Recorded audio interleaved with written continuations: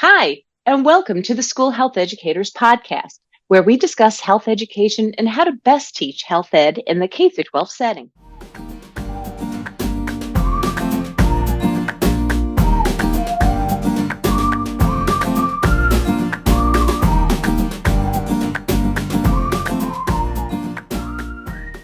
Hello, and welcome to the School Health Educators Podcast. I'm your host, Lori Reichel.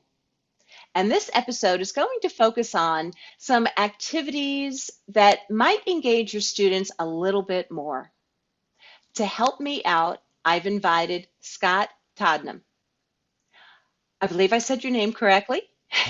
Would you like to say hi, Scott? Yeah. Hey, everyone. I'm Scott Todnem. I'm out in the Chicago suburbs, Naperville, Illinois, teaching middle school, sixth, seventh, eighth grade. I got a quarter class at each grade level. And next year will be year number 25. Excellent. Congratulations on that. Thanks. Thanks to all you do, too. Yeah. And I know we've known each other through professional circles and probably seeing stuff on social media, in which I do need to ask you to talk about. You've written some books and all. Can you tell us a little bit about your books that you've written? Yeah, sure. I've been fortunate to have published three books now, all available obviously on Amazon, and they're even carried in Barnes and Noble bookstores, sometimes Target. I had the opportunity from some of the blogging I was doing, and thanks to a lot of great connections with other school health educators.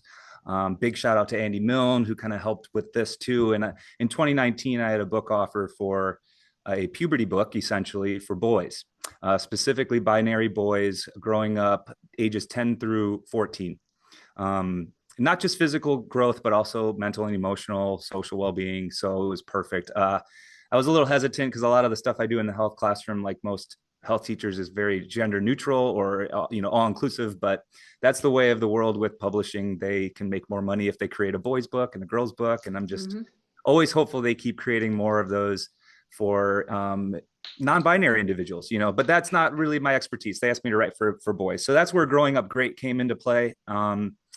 And it's been a success. I don't get super big numbers on the publishing, but it has reached, I think, over 100,000 copies now Excellent. worldwide. I think we might be closing in at 200, so that Excellent. was pretty cool. And that experience was a whirlwind because I wrote it in like 6 weeks. But Okay. very fortunate to work with the publisher on that. Got another book, and then COVID hit. So there was one written and it was permanently shelved. It was kind of a follow up to that, with a little bit more checklist activities and habits and stuff like that. But the publisher just didn't have it. They went through that economic crisis, so to speak, of COVID. So Right. it's written, but it will never see the light of day. But I was fortunate enough to have an opportunity to write one for parents, again Mhm. specific to boys. So that one's sex ed for parents. Um, Specifically for boys, but it's really nice because I was able to write for any gender, for parents of any teenager, preteen to teenager. And then the Right. most recent one, so that's 2021. Most recent one was 2023, and that was a habit formation book, essential life skills, again for boys. I'm hoping not to be pigeonholed too much longer in that. So I've had to say no to some other occurrences of being offered some things. It just didn't fit what I was looking to do. But those are the three that are out there. Hmm. Yeah, so it's been fun, and it is difficult. It's hard to get published, but the last one was through Penguin, and that's an amazing opportunity. Even if I write no more books, I'm just thankful that people are reading some of those words and Excellent. using them in their own personal lives. Excellent. And I love your honesty. So I've written the Common Questions Children Ask About Puberty book, and Mhm. that's about over 500 questions that probably you've also been asked so many of them that's in the book. So it's the questions that kids ask and then simple age and developmentally appropriate answers. So this is for parents and caregivers. And some people are like, oh, you've made so much money. And it's like, well, how it works in publishing is that you get a certain, like you might be given money at the beginning of a project or something. It's not like we're Stephen King. No We're way. not doing this. And a lot of us do this writing from our hearts. And I recently came out with the tactile tools for social emotional learning, and it's geared more to elementary school folks, yet anybody can use it. I know I've used it in college classes, but I really appreciate your honesty with that, as well as providing these resources for parents, guardians, and I'm sure as educators too. So many people have picked it up. Yeah. Um, like I said at the beginning, we aren't going to be necessarily talking about puberty. I just wanted Scott to talk a little bit about his books because he has that expertise. But we're going to focus more about how we can engage students. And I mean, a middle school educator, you definitely sometimes might have some students who are distracted or might need more clever ideas to be engaged. And can you tell us a couple of things that you do? And actually, how you phrased it to me is focusing students with clever analogies slash activities, no matter what unit. Yeah. I, I suppose I've found, obviously education evolves, and health ed has certainly evolved since, if anybody had it, listeners have had it even in their middle school or high school experience, because not every district even provides a health class, but it's definitely different than just the old, as I always say, the old like pull out class from PE where you're just taking out and talk nutrition for a while, or sex ed. Um, and I love that because the evolving teen would need some 21st century skills anyway. And I'm noticing that the engagement just wasn't, things that they thought were exciting in the early 2000s just aren't quite cutting it anymore for whatever Mhm. reason. We can start to blame a lot of things here, like, obviously the first thing that comes to mind is screens and phones, smartphones and the internet era. That's just our reality. So instead of fighting against it, I have decided to try and embrace some of that and balance their need to be entertained, which we can push back on so hard, and we should. Yeah. There's a time to be entertained, and there's a time not to be entertained. So if they're spending, I just saw this, and maybe this is off. This is kind of a tangent, but I saw somewhere, and you can fact check too, that the average teenager in America right now is well over the recommended screen time from pediatricians. They say, anything over 4 to 5 hours is kind of a danger zone. 2 hours for recreation makes sense a day, outside of classwork. And our national average for teenagers is somewhere at 9 to 9.5 hours per day. Yeah. So that obviously means they're getting that entertainment part of their brain, or they're getting that dopamine release, if we want to go that far. And so to combat that, we're slowing things down a lot in the classroom. We're working in my classes a lot on what it means to be mindful and to be present. Nice. And I really want to balance that with some of these great things that I usually love, like hands-on activities or team building. And I kind of have become this analogy guy. I just have embraced it because I would use so many different props, or um, strange metaphors, abstract connections, no matter what unit. So I especially love them in hooks, unit activators, or Hmm. whatever you might call it for a lesson. Your introduction, intrigue is there. So I'm kind of hitting that part that's naturally curious, and we want to go ahead and embrace that with a young learner, while then also managing where the lesson might go. Where can I get the right questions? So we can do stock specifics, but that has led me into creating, being a creator, with the students, learning on the spot. Hey, where do you want to take this analogy? What about this?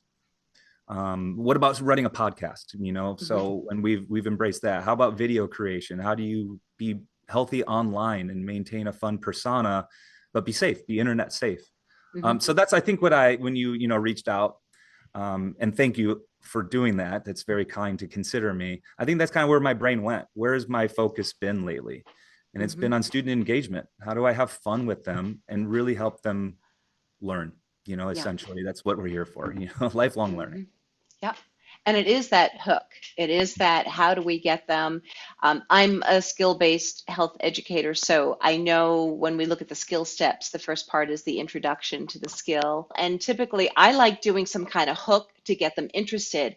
I'm not the educator that's able to just go, okay, let's talk about decision making. And typically, my students are, when I say there's going to be a new unit, they're anticipating she's going to get us somehow. There's going to be a hook. And I'm thinking your students do the same thing. Okay, what is he going to do today, kind of thing? Yeah, sometimes, or within even if it's not every day, Hmm. sometimes we're just putting in the work. We're putting in the skill practice, or Absolutely. we're doing we're working on the content. But yeah, they know that something might be there. It's not always tricks, but it might be and those aha moments I just Hmm. absolutely love. They keep me going. So can you give a couple of solid examples, like maybe two? Of course, yeah. Let's pick a unit. You want to pick a skill or a content area? What's your favorite skill? Well, I think advocacy comes to mind right away, but that's one of Okay. the last ones to work on after we build on, communication. So I like social health and communication, of course, um, and self-management and advocacy. If I think of a great hook that I use for, let's go into what about one that I don't find as fun as a national health ed standard?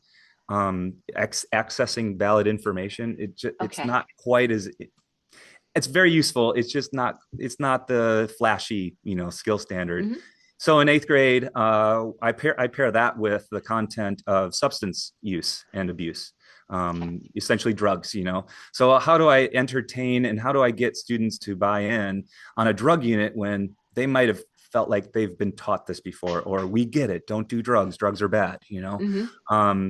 So I'll use Cars, the Pixar movie Cars, and I'll use Okay. a quick video clip because I do love stories and I love video clips, but I like them in real small chunks. I like 2 to 3 minutes, maybe 5 minutes max. And I have the toys, I've got the props here to hand out. And if they hold the toy, they're first to talk. And it's one Very of good. those with Lightning McQueen where he's turning right to go left. You turn your wheels in the opposite direction. And the fun part of that is how do we connect that with drugs? And they don't know that the content is going to be drugs. So I'll have them try and guess what's the next unit based only on these images or Hmm. the toys, the props that I have out. They'll come up with a lot of things like physical health or injury or empathy, respect for others that have gone through setbacks and stuff like that. And I just drop it in. Hey, we're looking at drugs. you know, Big red impending doom script on the front screen, drugs. And they're like, Hmm. how does that make sense? So it's a buy into the actual thought in our own brains, which seems backwards, is that if we get a lot of good discussion and I show the students in eighth grade what the drugs look like and how they're taken, we know from research that it doesn't cause a young person to want to Right. go and do that drug that Right. very night or the next weekend. The opposite is true. We're opening up that conversation. But I'll ask, when have you been stubborn or a Lightning McQueen know-it-all?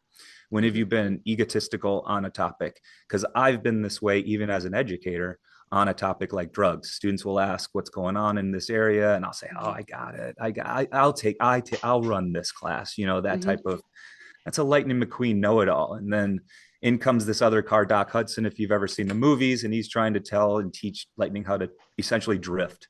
And that means just turning the wheels in the opposite direction.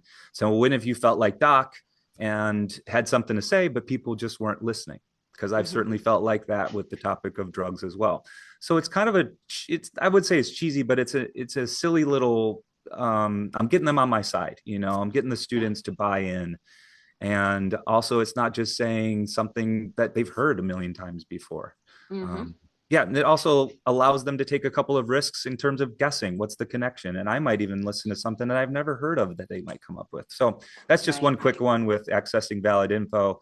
Um, just the use of props. Yeah, I love a lot with mental health as well. Hmm. Those are a little bit easier sometimes to make the direct connections, sometimes more difficult. Yeah. But that's a quick unit. It's just one example. I took a long time to say, but that's a nice unit activator I love. Hmm. I think what's interesting when we talk to young people about drugs, substances, whatever educators out there use for terms, the ATOD, alcohol, tobacco, and other drugs, that the whole thing of students know, don't do drugs. They've heard that a lot. And what's weird is that drugs are going to be a part of our lives. It surrounds us. So how can we have these healthy relationships about substances? Because nobody wakes up going, I want to be addicted to a substance. Right. So how can we make sure that they're given these critical skills so they can access a reliable resource to make sure they can make the best decisions for substances and all? Because stuff will be happening after you and I are like older, sitting on the front porch saying, get off my lawn, like there's going to be new substances on this planet. So we want to empower them with the skills to know Yeah. what's best to do. And I like how that little movie clip that you referred to, that's really clever, very clever. Yeah, I appreciate it. Makes me enjoy the class more too. So anytime an Hmm. educator is enjoying what they do, it just transfers to the students. Absolutely. And then we can open up, not all drugs are bad. Of course, we use medicines. So what's the Mm-hmm. helpful weekly or daily medicines we're using? Yeah. Not all chemicals are going to be quote unquote bad. So that's, Right. and they know that. So it's just Mm-hmm. drawing that awareness. And then we can get into, all right, how do we access the correct information about Mm-hmm. this topic that we might feel like we're know-it-alls on right now? Yeah. What are the great resources, the website. So we'll go from there. How about one more example, and you can pick any content area or skill of your choice. Oh, sure. Let's see. I've been creating a bunch with the students almost weekly, asking them to make the connections. We just now today did one about communication and how is communication like a set of headphones. Okay. That's just a quick analogy. What's the simile there? The social health simile. With social health and communication, I do some habit formation in that same unit, Okay. and I'll use a simple pencil as a prop. And I like to literally throw the pencil into the ceiling tiles in the classroom. And if anybody knows a sharp pencil to the ceiling tiles, it'll stick, it'll stick. Uh-huh. And they find that pretty, first of all, the fact that I'll throw things, or I'm loud and I'm jumping around the classroom a bit. It's not every single day, but some of that energy is fun to involve them in. So, analyzing influences too with communication, how I act might determine how you might behave in an environment. But yeah, this quick little pencil trick, because habits stick, and what is it, the personality traits that you want to display to the world, and which ones do you want to stick? And a big on the analogy. So it takes a while to sharpen those skills, just like a Mm-hmm. sharp pencil will help you to write. But yet also a dull pencil means you've done work. It means that you've put Mm-hmm. in some effort. So Yeah. there's a lot of cool. Did you need the eraser if you're defining what you're looking for in a friend? And growing up, that's going to change. So if you do a top Very 10 good. list of characteristics you're looking for in a friend, you're going to need the eraser. Mm-hmm. I've got these pencils. In fact, they're just right here by my desk. Didn't even plan this, but they're labeled. Some of you have seen these characters, these character strengths. This one Right. says responsibility, and I got others like patience, fairness, trustworthiness. What if we take all of them at once and we try and throw them and stick them up in the ceiling? I might even grab a couple of students to help, throw some science goggles on top of their eyes so that we're not Mm-hmm. getting in trouble with pencils flying around Yeah. the room. Hey, can you make it stick? And they usually can't. And especially if they throw a bunch at the same time, they don't all stick at once. So Mm-hmm. how does that relate to working on certain skills or personality traits? Do you need to refine one at a time? Or if you're trying to do all the things at once, it might not stick. And also, how come I was able to do that? And they come up with the answer immediately, of course. It's taken practice. I have experience. Ah, very good. Very good. So there's not, another quick example. Again, that's a lot of social health work, but yeah, I Mm-hmm. love those things. It's Yeah. fun, and I'm trying to come up with them constantly. So we've Great. done a full series on that with my sixth graders. And I just asked them, what's your idea? What's the connection here? Mm-hmm. Um, so, yeah. So, and it's higher level thinking. It's not keeping them here, like here's information, have that recall. It's making the connection so they're smarter. That's the goal, right? That's the Yeah. attempt. Mm-hmm. Yeah. And again, it's entertainment, but also after some of that movement, even if it's basic movement in the room, the brain's such this sponge. It's ready to learn. It's Yeah. wanting to know, why did we just do that? What's the connection? Mm-hmm. So, any fitness trainer or PE teacher knows, after the body does work, it's ready for replenishment. That's where your nutrition comes in and your rest. You're flooding the muscles with what it needs for proteins, and it comes back stronger. Same with the brain. Excellent. Okay, so I need to ask this question. What is your favorite skill to teach? I think my first go-to is usually advocacy. It's way down Okay. the line for health ed teachers. But I really think that's an ultimate takeaway. If I see the students 3 grade levels in a row, and I see every student in school, I'm very fortunate in that regard that before they finish 8th grade, I'll see every single student in the school. And what's the take? What do I want them going off into life with? And it's got to be self-advocacy and also advocacy for others. Okay. Yeah, we want the self-management. They're all important skills, but I really like to see them get interested in something of their choice and create some type of choice project around the practice of advocacy as a skill. So I think I have to say that one. But Because you said that communicate, earlier, and I wanted to see if you were going to kind of repeat yeah. that. Very good. Before we end for today, is there anything else you'd like to share with our audience, Scott? Oh boy, that's a big general question. I think I guess if I'm asked, I'm assuming other educators are listening, maybe parents and students, but as an educator, I think just give yourself the freedom to try some things out and fail and see if a lesson will go or a different direction with this old school lesson you've got, and let's try something else out. Just go ahead and try things and give yourself the okay to make the mistake and then learn from it and then develop something stronger or better. And in the meantime, ask some feedback from your students. Yeah. What was your favorite unit? What was your favorite lesson? Should I use this next quarter? Would next year's students benefit?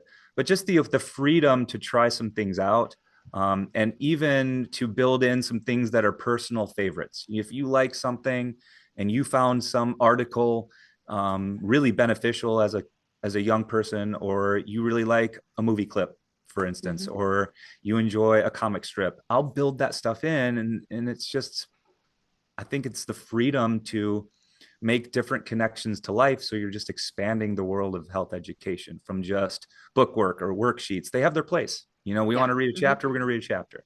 Worksheets get a bad name, but we're going to use, what else are we going to write on? A blank piece of Mm-hmm. paper? Let's go ahead and use a Google Doc or a worksheet. But it's okay to also kind of venture out from that and repurpose some of these great things that you've used in your own life. I'm a big fan of team building activities and Absolutely. figuring out another additional way to use that in the classroom. But yeah, just give yourself the freedom to try. And if it doesn't go well, awesome. Now you figured out the way that it's not going to go for the future. Don't take that direction. Try a different one. Very It happens cool. every week for me too. So Mm-hmm. I love uh, that because the only way we grow is to take a risk yeah. and sometimes fail at the risk, but we grow. You got it. Yeah, and be yourself. And it's Yeah. cliche, but you don't have to try and be something that you're not. You don't have to be really hard nosed early in the quarter just because somebody told you that's the way to be an educator. Mm-hmm. Your genuine personality, I think students are certainly going to gravitate towards. So that authenticity piece and the freedom to try and fail forward too. Yeah, Thank you. yeah, of Now, course. if somebody wanted to get in touch with you, how can they do that? I host everything that I'm up to at lifeisthefuture.com. Life is the Future is the name of our podcast I host with the students. They interview each other. That can be Nice. found on all podcast platforms as well, Spotify, YouTube. We're at Life is the Future. And that'll get me, email and Facebook, Twitter, Instagram, TikTok. I try it all. I am on social media. Instead of fighting against it, how do you balance the healthy part? How do you put positivity out to the world? Because the internet's not going away. That's Mm-hmm. not necessarily for every educator, but I found some success with reaching out to others with that and learning too from other educators. But lifeisthefuture.com will get you everything that you might need, including Excellent. some of the videos I referenced and some of the articles and blogs, and just a lot of different things for anybody interested in lifelong learning. Yeah. Well, thank you for sharing what your ideas are for having more success and engagement in the classroom setting. And thank you for sharing the podcast information that your children, your students get involved with. And I thank you so much for your time today, Scott. I truly do. For our listeners out there, please look into Life is the Future, that podcast with Scott and his students. And also, please continue to listen to the School Health Educators podcast. I hope that you're a constant listener. Download some episodes. They come out approximately every 2 weeks. Please check out the School Health Educators website. It has a whole bunch of resources for the skills for specific skills like accessing reliable resources, analyzing influences. It also has links for content information. So we try to build that to provide another positive resource for us as school health educators. And last but not least, thank you for what you're doing in the classroom, folks. What you do is making an important difference to children and youth. So please continue to do the positive things that you're doing and have a great day. Scott, would you like to say goodbye to our listeners today? I would just like to thank you, Lori. Thanks for doing this, because you're just a lifelong educator too. So I appreciate all you're doing with the podcast, the website, and thanks for considering me, having me on. Yep. Well, thank you. And enjoy your day, folks.